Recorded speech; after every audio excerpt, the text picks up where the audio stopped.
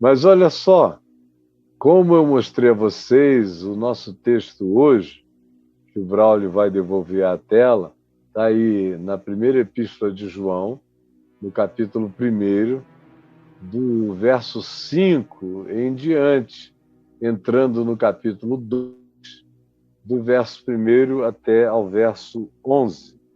E olha só, então, primeira epístola de João, capítulo 1, verso 5. Diz: ora, a mensagem que da parte dele, dele, a mensagem que da parte dele, do Jesus, do Cristo ressuscitado, com quem João tinha andado, a mensagem que da parte dele, preste atenção, temos ouvido e vos anunciamos, e é o que eu estou fazendo hoje de novo, 2000 anos depois, é esta mensagem. Não é outra, não tem invenção, não mudou, é a mesma. Que Deus é luz. Que Deus é luz. Deus é luz. Deus não é uma mistura de luz com trevas. Deus não é uma twilight zone. Deus não é um crepúsculo onde as coisas não estão devidamente claras. Jesus é chamado de o sol nascente das alturas. Não é crepúsculo, é sol nascente das alturas que nos visitou. A mensagem que dele temos recebido é essa. É que Deus é claro, Deus é luz. E prossegue dizendo, e nele não há treva nenhuma. Nenhuma treva. E aí se diz, e aí começa uma sequência de sis, de alternativas, de construções, de ideias, de equívocos, muitas vezes. Mas olha só, começa fazendo alguns contrastes e diz, se dissermos que temos comunhão com ele, que somos um com ele, que somos dele, que ele é nosso, que o conhecemos, se dissermos isso, se tivermos com ele esse tipo de comunhão, se tivermos comunhão com ele e andarmos nas trevas, se dissermos que temos comunhão com ele e andarmos nas trevas,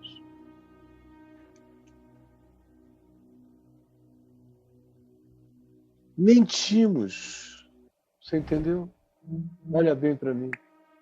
Se dissermos que temos comunhão com ele, que somos dele, povo dele, gente dele, que o conhecemos, porque, meu Deus, eu conheço porque eu tenho Bíblia em casa, eu a carrego, eu digo que ela é a palavra de Deus, eu frequento reuniões, cultos, eu decoro passagens. Se dissermos que temos comunhão com ele, e todavia, em dizendo isso, andarmos nas trevas, na mentira, no engano, na dissimulação, na hipocrisia, na mentira, no ódio, na raiva, na atitude perversa. Se dissermos que nós somos dele, mas ao mesmo tempo andarmos todo dia, pisarmos no chão das trevas, no pavimento das trevas, da inverdade, do ódio, da amargura, da inveja, da dissimulação, que o chão da treva, se dissermos que somos dele, mas o nosso caminhar for na pavimentação da mentira e do engano, mentimos ao dizermos que temos comunhão com ele. Mentimos. É simples assim. E não praticamos a verdade. Quer que eu explique o quê? Está faltando o que mais para você compreender? Chega, né? Ou então, se porém andarmos na luz, andar na luz é andar na verdade, na sinceridade, no amor, na justiça, na lealdade, na fidelidade, na sinceridade, na escolha do melhor para a nossa vida e para a vida dos outros. Andar na luz é andar em solidariedade, é andar em compaixão, é andar em misericórdia pela dor do miserável, do marginalizado, do desprezado. Isso é andar na luz, andar como ele andou. Se, porém, andarmos na luz como ele está na luz, e ele está nessa luz, ele diz: eu sou o caminho, a verdade e a vida. Esse é o caminho. Se andarmos na luz como ele está na luz,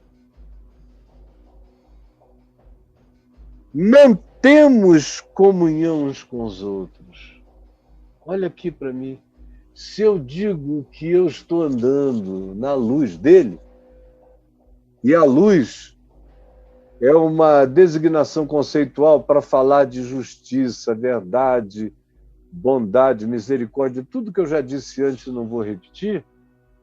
Se nós andamos assim, então uma coisa acontece, tem que acontecer. Se não acontecer, é porque a gente não está andando na luz.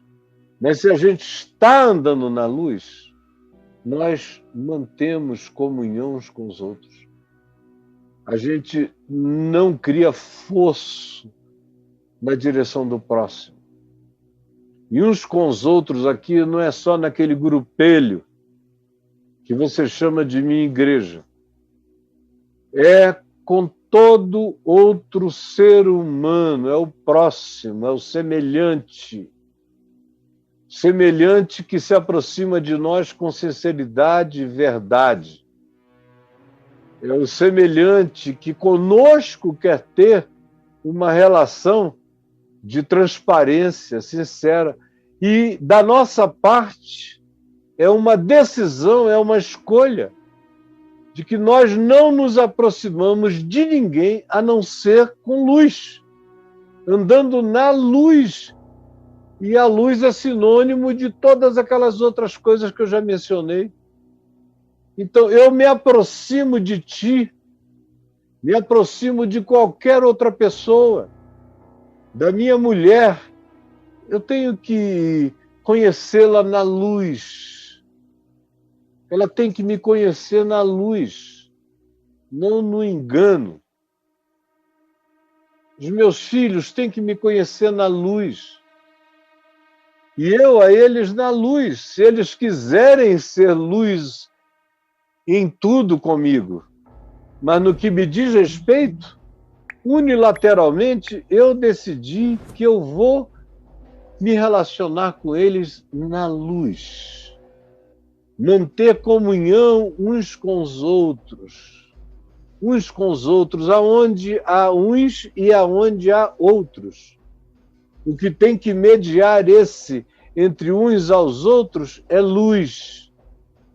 E luz é justiça, verdade, amor, transparência, sinceridade, fidelidade. Tudo que você já sabe que eu digo todo dia, toda hora. Não é possível que você não tenha ainda entendido a que e o que luz corresponde. Luz corresponde a quê? É o que eu mais defino todo dia aqui. Ele diz, mantemos comunhão uns com os outros, e o sangue de Jesus nos limpa. Nos limpa. A gente se aproxima dos outros com luz na intenção, no olhar. E o sangue de Jesus limpa a nossa relação. Não dá para ter relação limpa, lavada no sangue de Jesus, se nós não nos encontrarmos na luz. Por isso não dá para ter casamento que seja bom, sincero, verdadeiro e, por último, gostoso, se a gente não fizer isso na luz, para ser algo limpo, puro, lavado no sangue de Jesus. O sangue de Jesus, se nós nos abordarmos assim, nos relacionarmos assim, nos purifica de todo mal. O sangue de Jesus, seu Filho, nos purifica de todos os nossos pecados, de todas as nossas ambiguidades. Quando a gente vai tomando a decisão de andar na luz, a ambivalência e a ambiguidade vão diminuindo, porque o laço do sangue de Jesus e daquela determinação interior de andarmos naquilo em que, sendo nós um flagrante contínuo na presença de Deus, é algo que nós queiramos que seja apresentado a Deus como expressão do nosso ser, do nosso caráter, de uns para com os outros. E se essa é uma determinação da nossa vida também, independente de que seja na vida do outro, o que vai acontecer é que depois de um tempo nós não vamos ter mais comunhão, eu e o outro. Porque se eu escolho andar na luz e ele escolhe andar nas trevas, não dá para a gente fazer uma Twilight Zone. Não. Eu sou da luz e não da penumbra, da relativização da luz. Então, para que haja uma comunhão contínua, duradoura e com a graça de Deus perpétua, é preciso que luz encontre luz.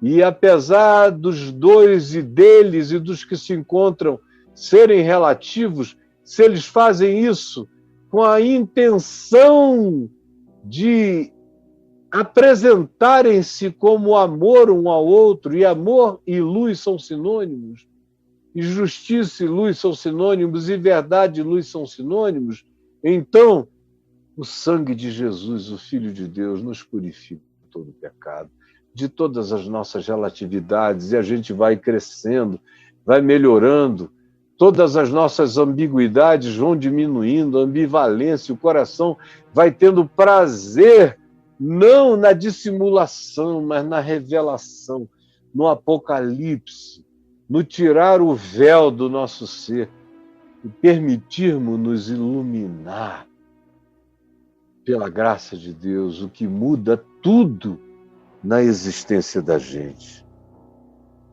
Se dissermos, verso 8, que não temos pecado nenhum, tem esse pessoal, né? Diz, não, eu não tenho pecado nenhum. É aquele cara que acha que, porque ele não transgrediu ainda nenhuma cláusula da Constituição brasileira de 1988, ele não tem pecado. Ou é aquele cara que acha que ele está em dia com Deus porque ele paga o imposto de renda. Ah, o I-social. Lindo. É aquela pessoa que acha que não tem pecado nenhum porque é descaradamente sincera, sabe? Eu te odeio, né, seu desgraçado? Eu digo isso porque eu sou sincero. Eu sou sincera. Se eu pudesse, eu te matava. E eu falo logo na cara.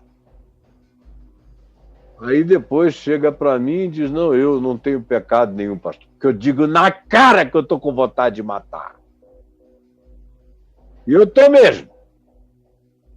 Faz muitos anos que se eu pudesse eu faria, mas eu não fiz ainda.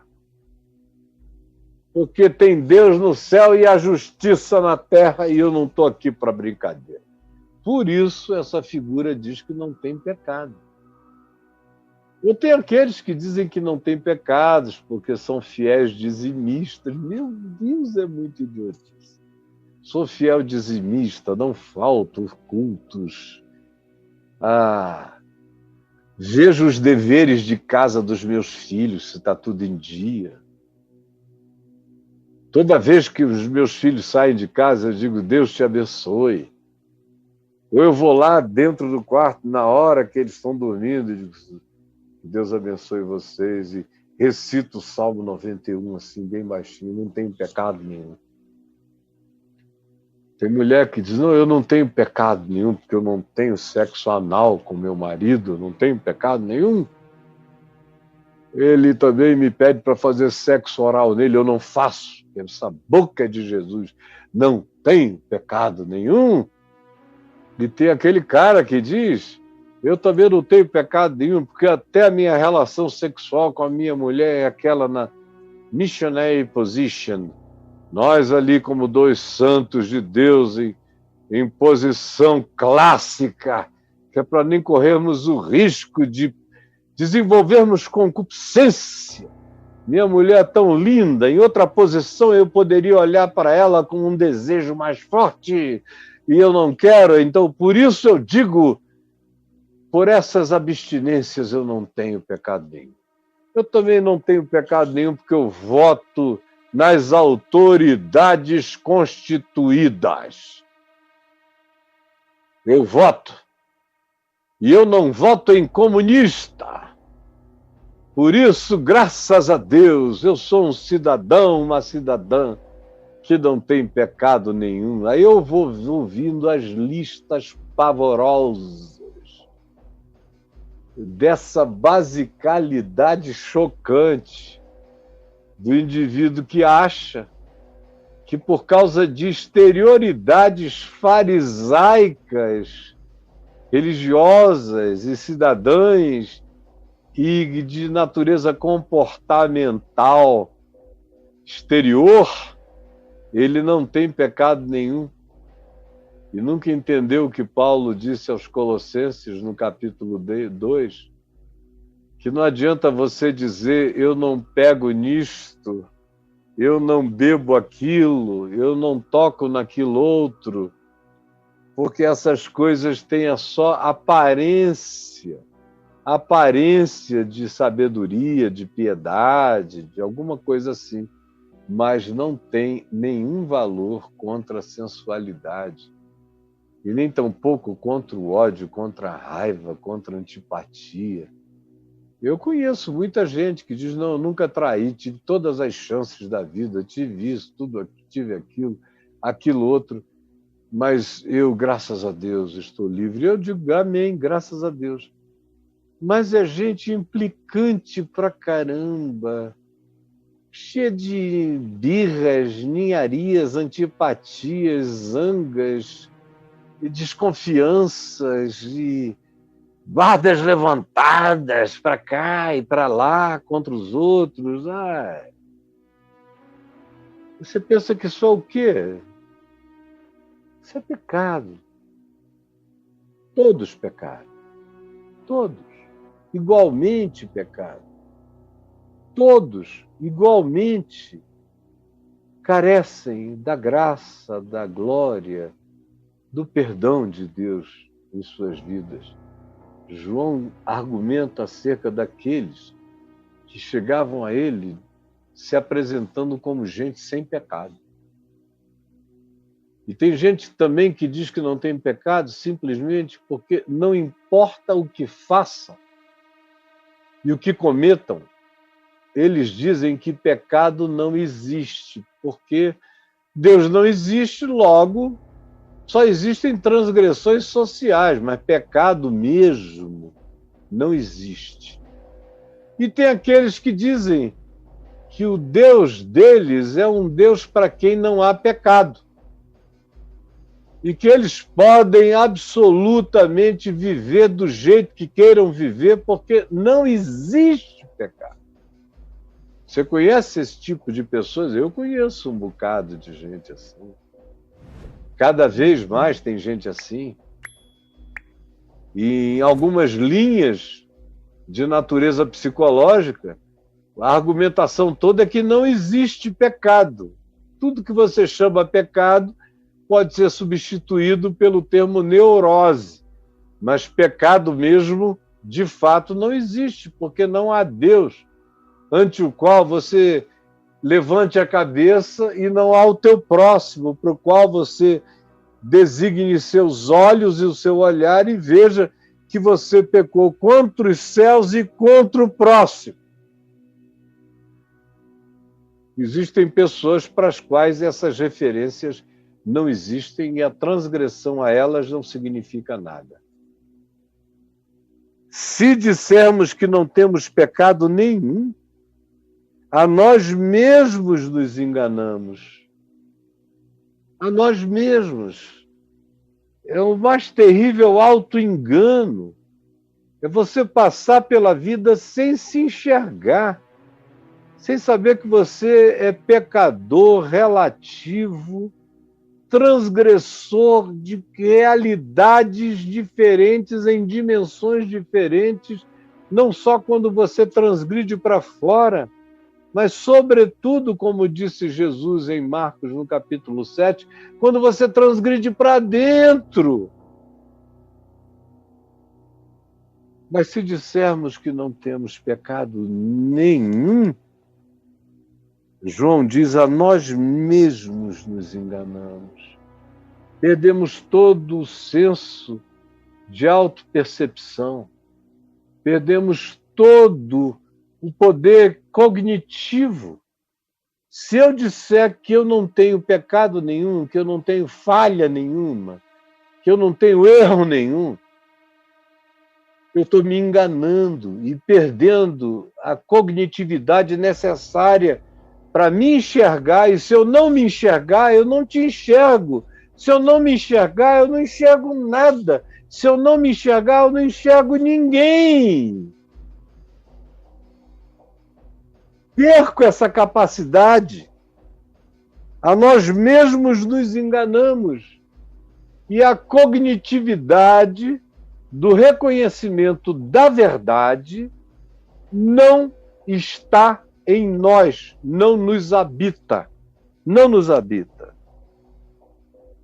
Se confessarmos, todavia, diferentemente disso, numa outra atitude, com uma outra posição, com outro olhar, com uma capacidade cognitiva de autoencaramento, de autopercepção, é o que diz o verso 9, se confessarmos, se falarmos, se admitirmos, se discernirmos os nossos pecados, Ele é esse ele. João não fala o nome Deus em momento algum, ele só vai falando dele. Ele.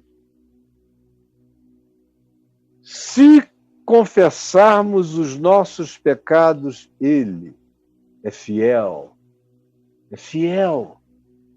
e é justo. Interessante. Se eu digo que eu tenho pecado, ele é fiel, ele se mantém firme comigo. Ele, como uma expressão do jiu-jitsu antigo, dos meus velhos tempos, ele se gudunha em nós, joga gudunhado em mim. Se confessarmos os nossos pecados, ele é fiel. Ele não abre mão da gente. Se eu confesso, ele não abre mão de mim. E ele é justo, porque é a justiça de Deus que me perdoa, porque é a justiça de Deus aplicada a mim como justificação, porque eu quebrantadamente creio que Ele é misericordioso, justo, para olhar com compaixão para mim. Quando eu digo, quando eu confesso, Ele é fiel e justo para perdoar o meu pecado e me purificar de todas as minhas injustiças. Não é maravilhoso? Isso é absolutamente coerente com o que Paulo diz. Paulo diz que se nós o negamos, ele, por sua vez, nos negará. Mas se nós somos infiéis, porém a nossa infidelidade venha carregada de confissão, de certeza, de quebrantamento, se somos infiéis e a nossa infidelidade chega e chupa para dentro de nós a realidade do arrependimento, se nós somos infiéis, Paulo diz, ele todavia permanece fiel. Ele todavia, apesar de nós, permanece fiel, porque não sabe, não pode negar-se a si mesmo. Como o escritor de Hebreus disse, ele jurou por ele mesmo, não tendo ninguém superior a ele, por quem jurar, jurou por si mesmo e não se arrependerá, que ele não voltará atrás. Ele é o sacerdote que faz a nossa justificação. Ele é fiel e justo para nos purificar, é a palavra purificar, limpar, tirar a jaça, purificar de toda injustiça. Se dissermos que não temos cometido pecado, que isso não está em nós, já faz tempo, a gente pecava no tempo que a gente fumava, a gente não fuma mais. No tempo que a gente bebia, e agora você é um crantalhado que não bebe mais nada e tem ódio de quem bebe. Você dançava e a igreja dizia que isso era pecado, você não dança mais. Você não joga. Você, linda e gostosa, mas não usa biquíni, muito menos com fiozinho dental. Então você, com muito orgulho, diz que não tem cometido pecado. Caio, já tem, deixa eu ver, 16 anos que eu não tenho cometido pecado. É esse pessoal, sim, da geração Flintstones, onde tudo é de pedra, até o coração não sente nada. Ai, ai, ai, ai, ai. Ai, ai, ai, ai, ai, ai, ai, ai, ai, ai, meu Deus! Se dissermos que não temos cometido pecado, sabe o que acontece? Nós dizemos que Deus é mentiroso, cara. Porque o testemunho que Deus dá é de que todos pecaram. E todos igualmente carecem dele. Mas nós nos aproximamos e dizemos, graças te dou, ó Deus, porque eu não sou como esses outros demais pecadores, como esse cobrador de impostos vendido aos romanos, esse publicano, nem como essa meretriz com decote, linda. Ah, sai, Satanás. Graças a Deus eu não sou como esses outros liberais que sentam na mesa com esses marginais. Graças a Deus, porque minha boca é pura, santa, limpa. Eu não tenho amigos questionáveis. Muito obrigado, porque eu sou essa maravilha. Ai, eu seria muito feliz se eu fosse como os outros homens, muito infeliz, mas graças a Deus. Porque eu sou esse cara Eu sou o teu cara, eu sou a tua santa. E você sabe que o planeta cristão está lotado desses surtados que olham para si mesmos desse modo. E se dissermos isto, que não temos cometido pecado, e faz tempo, fazemo-lo a ele mentiroso. E olha para mim, a sua palavra não está em nós. Não tem nada dele, da palavra dele, da verdade dele e do mandamento dele em nós. Entendeu, meu querido, minha querida? Aí inicia o capítulo 2, meu tempo está correndo, e diz assim: filhinhos meus, estas coisas vos escrevo, e elas continuam escritas, continuam na validade, filhinhos meus. Os filhinhos são de João, mas também são meus. Filhinhos meus, você está aqui me ouvindo. Eu estou falando de João. Meu nome é Caio Fábio. Eu falo de João, mas eu falo de Jesus. João só está falando dele. Filhinhos meus, estas coisas vos escrevo, presente contínuo, para que não pequeis.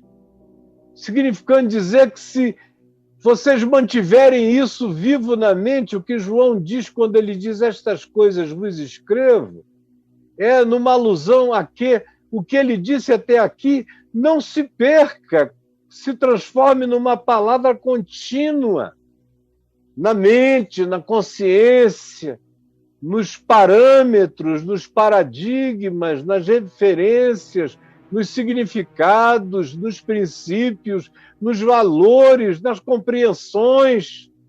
Se isso fizer parte perene da nossa gnose, do nosso conhecimento perene, filhinhos meus, estas coisas vos escrevo, para que não pequeis esses pecados, e sobretudo esse pecado de dizer que não peca, esse pecado de dizer que não tem pecado, esse pecado de dizer que nos últimos tempos e anos não cometeu pecado, esse pecado de só enxergar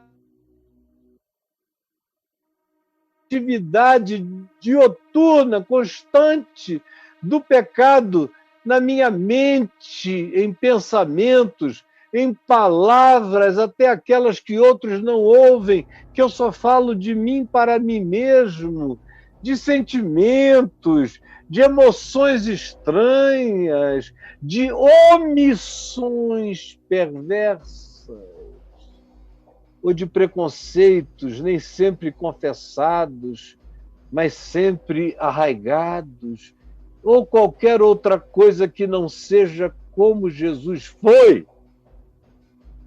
Tudo que em mim não é como em Jesus foi. Sejam os meus comportamentos, sejam os meus gestos, sejam os meus pensamentos, sejam as minhas sensações e omissões. O que não é como ele era, é pecado. E não tem nenhum problema em ser pecador. O pecado é dizer que nunca pecou. O pecado é tentar se convencer de outra coisa, de outro modo e de outra realidade, que só vai embrutecendo você para a verdade de Deus, que pede o diálogo com o seu ser. Por isso ele diz: mantenha isso na consciência, essas coisas eu vos escrevo, para que vocês não pequem esses pecados horrorosos de dizerem que vocês não têm pecado nenhum, de afirmarem que vocês não têm cometido pecado, porque vocês deram um jeito há muito tempo atrás de se tornarem robôs que obedecem ao algoritmo da religião para o lado de fora. Mas para o lado de dentro, só Deus conhece a putrefação do nosso coração. Em muitas horas, em muitos momentos, em muitas circunstâncias, e o coração puro pode se transformar num coração absolutamente cheio de treva em um segundo. Basta que você minta, odeie, ou você manipule a realidade contra o seu próximo, ou em qualquer direção. Just like that. Você fica assim, de repente, todo vestido de treva e de escuridão. O mundo espiritual não é brincadeira, não. Estas coisas vos escrevo para que não pequeis. Se todavia, João introduz esses todavias, negativa e positivamente, e agora é positivamente, ultra, super positivamente, se todavia, alguém, qualquer um, qualquer pessoa, eu, você, qualquer um de nós, pecar, não esqueça, nós temos, não é tivemos, não é teremos, é temos. É aqui, é hoje, e o presente é contínuo. Eu tenho hoje, porque eu tive ontem e terei para sempre. Temos advogado. Cara, que poder, que maravilha. Temos advogado. Repita comigo. Temos advogado. Temos advogado. Repita. Temos advogado. E vocês aqui, corações ao alto. Temos advogado. Temos advogado. Repita comigo. Temos advogado. Temos advogado junto ao Pai. Junto ao Pai. Temos advogado junto ao Pai. Jesus Cristo. Jesus, o Cristo. Jesus, o Cristo, Jesus, o justo. O único justo. O único que podia ser escrutinado em todas as dimensões, no céu e no inferno, e que disse: quem de vós me condena de pecado? Quem de vós? Achem o que vocês queiram. Esse é Jesus, o Cristo, o justo. E João é lindo quando diz: Ele é a propiciação, a cobertura. Ele é a cobertura. Ele é aquele que se deita sobre os nossos pecados e não deixa nada de fora. Ele cobre. Ele é a propiciação pelos nossos pecados. Por nós que estamos lendo esta carta, por nós que estamos tendo essa compreensão, esse entendimento, por nós que nos incluímos entre esse nós da fé, agora, nesse instante, nós, dessa comunhão lúcida e consciente, nós. E ele diz: e não somente por nós, e não somente pelos nossos próprios pecados, não somente por nós, mas também ele é a propiciação e a cobertura pelos pecados do mundo inteiro. Vá dormir com esse barulho, não é? Você que crê na eleição particular, que só uns eleitozinhos. Os testemunhas de Jeová têm 144 mil, mas os predestinistas dizem que os eleitos são, por exemplo, os calvinistas, os eleitos são os que frequentam igreja, os eleitos são os do cristianismo. Na hipótese mais ampla, não sendo os do calvinismo, nem os da reforma, são os do cristianismo, de um cristianismo um pouco mais reformado, porque não é de todo o cristianismo. Aí vem João, que por esse parâmetro não era crente, que por esse parâmetro era considerado um liberal, um progressista, praticamente um universalista, que chega e diz: ele é a propiciação pelos nossos pecados e não somente pelos nossos próprios, mas ainda pelos do mundo inteiro. É como diz Paulo, escrevendo a Tito, falando de Jesus, nosso Deus e Salvador, Salvador não apenas dos fiéis, mas ainda do mundo inteiro, especialmente dos fiéis. Ele é o Salvador do mundo inteiro, especialmente dos fiéis. Claro, mas é do mundo inteiro. Por quê? Porque Deus amou ao mundo. O mundo que você odeia, Ele amou. O mundo que você odeia. Tem gente aqui com capacidade de odiar o Papa Francisco pela declaração gloriosa que ele fez.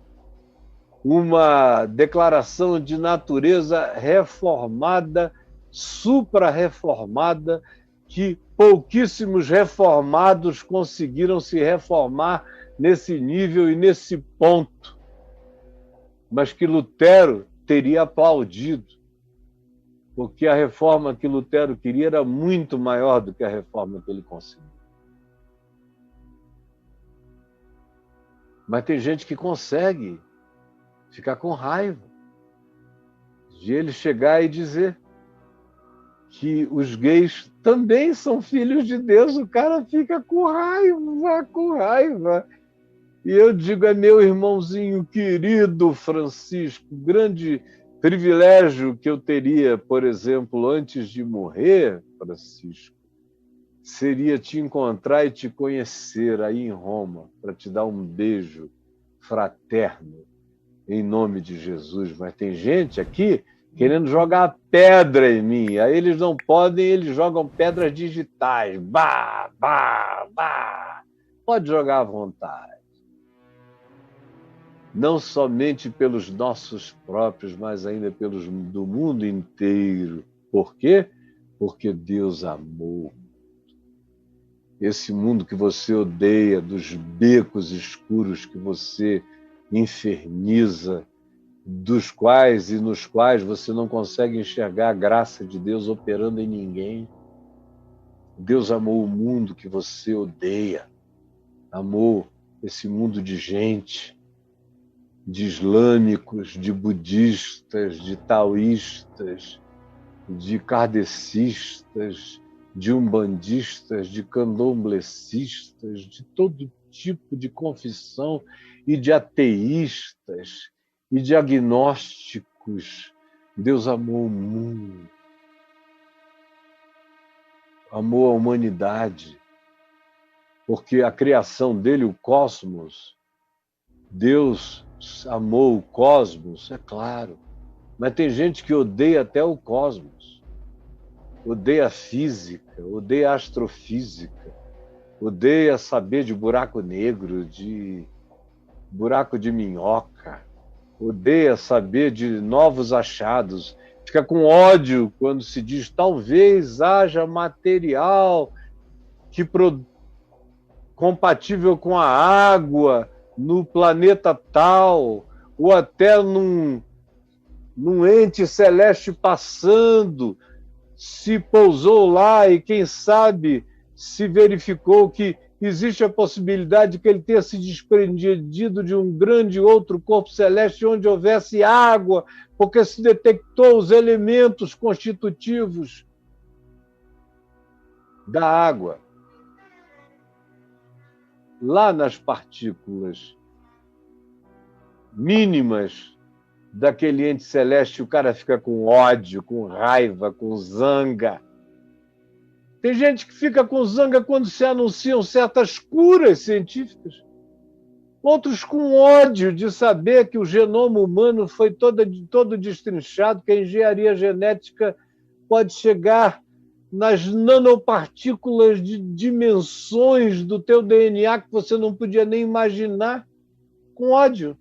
Com ódio de preservação do meio ambiente. Tem gente que odeia, que prefere ver queimada para boi pastar e soltar pum, pum, e arrotar, rotar, rotar, até, meu Deus, rasgar a camada de ozônio. Mas o cara diz, eu prefiro isso do que a preservação da natureza. São os carnívoros inveterados. Eu não consigo entender como eles dizem que amam a Deus e odeiam a criação. Mas Deus amou o mundo, humanidade, amou o mundo, criação.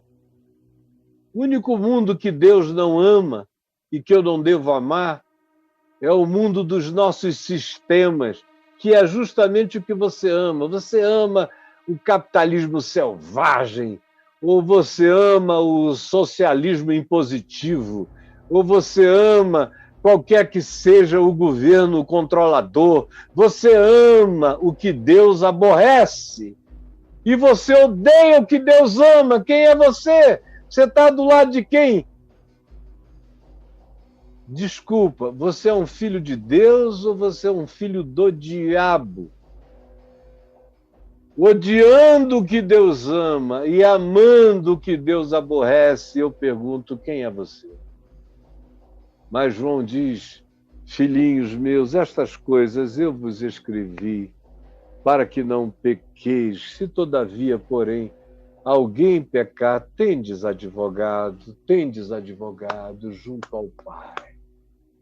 Meu advogado, meu advogado, meu advogado. Eu ando santo, limpo, inculpável e irrepreensível, porque tenho prazer na luz, sou lavado e purificado no sangue de Jesus, e Ele advoga a minha causa, rasgou todo o escrito de dívida que havia contra mim, que constava de ordenanças, o qual me era prejudicial, Ele rasgou inteiramente e encravou na cruz, e despojou os principados e potestades que queriam pisotear em cima de mim, me convencendo de culpa, me neurotizando, me angustiando, me tornando paranoico, aflito. Não! Jesus arrancou toda a neurose de culpa, toda a paranoia aflitiva de perseguição. Nem Satanás tem mais o poder de me perseguir. Eu estou aqui sob o campo de força do advogado que me cobre, que é a propiciação pelos meus pecados, e não somente pelos meus próprios, mas pelos teus e pelos do mundo inteiro. Eu teria muito o que dizer aqui, mas eu só vou ler para concluir. Só ler para concluir. Ora, sabemos que o temos conhecido por uma razão, se guardamos os seus mandamentos, o Evangelho. Não é a lei de Moisés, mata pintinho para cá, pombinha para colar, rolinha para colar. Não, já era, acabou, está consumado. Ele rasgou esse escrito de dívida todo que era contra nós. O mandamento agora é outro, e é um só. Jesus só tem um dogma. Se guardamos os seus mandamentos, ora, aquele que diz, eu conheço, sou uma pessoa de Deus, tenho experiência com Deus, ou mesmo a experiência, como é que eu li aqui? A experiência de Deus eu tenho. Se eu digo isso, preste atenção, por favor. eu conheço, e eu não guardo os seus mandamentos, que têm todos a ver com amor exclusivamente, com o fruto do Espírito, que é amor, alegria, paz, bondade, fidelidade, longanimidade, justiça, domínio próprio, mansidão, essas coisas, que são todas filhas do amor. Se eu digo eu conheço e eu não guardo os seus mandamentos, eu sou mentiroso. E em mim, ou em você, ou em tal pessoa, não está a verdade. Ele pode ser um professor de Novo Testamento, mas nele não está a verdade. Aquele, entretanto, que guarda a sua palavra, e a sua palavra, lembra, para João, ele não estava falando da Bíblia, nem do Novo Testamento, não tinha nada disso. Ele estava escrevendo uma carta para dirigir para algumas igrejas na Ásia Menor. Mas ele não sabia que um dia a gente ia chamar o livro Bíblia com o Velho Testamento de Moisés, e a Torá, e Salmos, e os livros de sabedoria, chamarmos isso tudo de a palavra de Deus junto com o Evangelho de Mateus, Marcos, Lucas, João, cartas de Paulo, epístolas de João, de Pedro. Não, ele não sabia de nada disso. Quando ele diz a sua palavra, os seus mandamentos, ele está falando daquilo que ele ouviu e que ele repetiu, o que ele ouviu de Jesus. Esses são os mandamentos, essa é a palavra de Deus para João, é o Evangelho. Ele não tem uma divisão entre ortodoxia de um lado, heterodoxia para outro, sã doutrina para outro. Ele não conhecia nada disso, ele conhecia o Evangelho. Os seus mandamentos para ele não tem nada a ver com aquilo que nós desenvolvemos no curso da história da religião e dizemos que se nós não guardarmos o que nós desenvolvemos, nós estamos traindo a história da religião. Não, eu só não quero trair o Evangelho de Jesus. É só o que me interessa não trair. E então ele prossegue e diz: aquele, entretanto, que guarda a sua palavra, nele verdadeiramente tem sido aperfeiçoado o amor de Deus. Se eu ando segundo o Evangelho, o amor de Deus vai me entalhando, vai me se aperfeiçoando em mim, vai ficando lindo em mim. E nisto sabemos que estamos nele. A saber, aquele que diz que permanece nele, que é dele, esse deve também andar como ele andou, deve andar como ele andou. Não tem nenhum chamado a andar como Armínio andou, como Calvino andou, como John Wesley andou, como Jonathan Edwards andou, como qualquer um outro, como Moody andou, como Billy Graham andou, como ninguém andou. É como ele andou. Não é como os pais da igreja andaram, é como ele andou. Não tem nada a ver com Irineu, com Eusébio, com Tertuliano, com ninguém. É como ele andou. O resto é comentário que, na maioria das vezes, atrapalha. A gente tem que aprender a voltar ao princípio de tudo, ao primeiro amor. E o primeiro amor é andar como ele andou. Jesus, que essa palavra se aninhe, faça ninho. Que essa tua palavra faça ninho e se aninhe e seja aninhada aqui. Tua palavra seja aninhada aqui. E eu te imploro que seja assim no coração de todo mundo e que essa imagem esteja ajudando a engravidar o coração de milhares de pessoas da semente do teu amor que ecloda e faça aparecer seres humanos que andem segundo Jesus andou. É o que eu te imploro, em nome de Jesus, com o perdão dos meus pecados. Amém e amém.